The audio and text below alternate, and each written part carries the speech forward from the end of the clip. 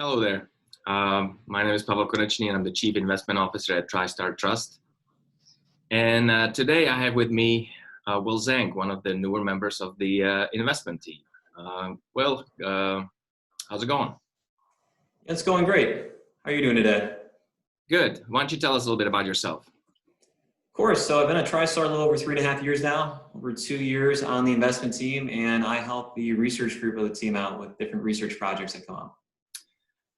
Perfect. So, we always start a segment with me thinking about some things, but we would like to hear from you. What have you been thinking about lately? Over the past few weeks, I've really been thinking about how historically low these municipal bond rates have been, just looking at it from a historical perspective. And you can really stem this issue from two key things. And so the first thing that I would relate this to is what the Federal Reserve has done with interest rates. And so if you go look over what's happened over the past 12 to 18 months, there's been a dramatic reduction in the amount of interest rates that the policy that they set. And the second key thing that has really been going on is there's been a really big imbalance within supply and demand. And what I mean by that is there's been a large amount of demand for these municipal bonds ever since the most recent Tax and Jobs Tax Act that passed 2 years ago. And there's been a limited amount of supply in the market.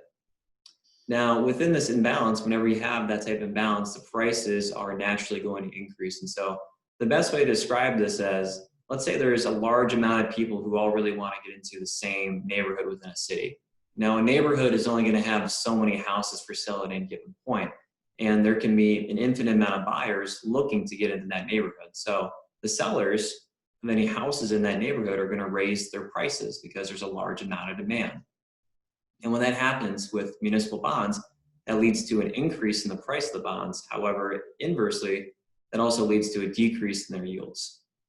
All right, so that's relatively recent. If I recall correctly, about 3 months ago, there was the yields were pretty high as it relates to the treasury rates. What was happening then? Yeah, so 3 months ago, as we can remember, that's when the coronavirus really started taking effect in America. And there's two really big things that happened during that time. You saw the Federal Reserve made they had two emergency meetings to make two separate emergency rate cuts to their federal funds rate. And the second big thing that happened is more people were starting to transition from working in the office to working at home.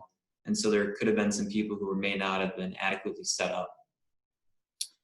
I see. So you think that there was just not enough activity in the market, so there was a lack of liquidity in the market, and people who wanted to sell, there was just not enough buyers.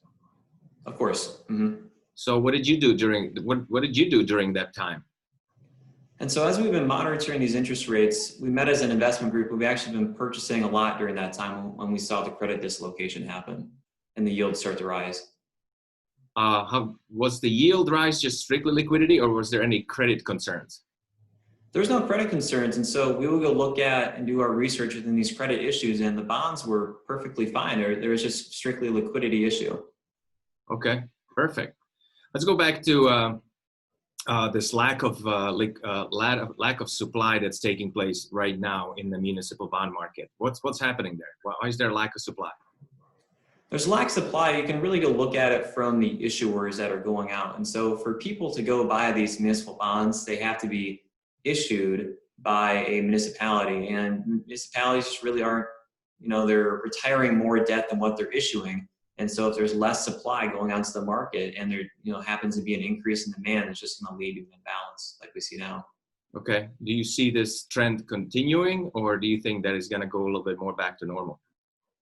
I think it'll go a little more back to normal as things with the coronavirus start to more so even out. Okay. All right. Well, thank you very much, Will, for sharing your knowledge with us. And we'll see the audience at a later time.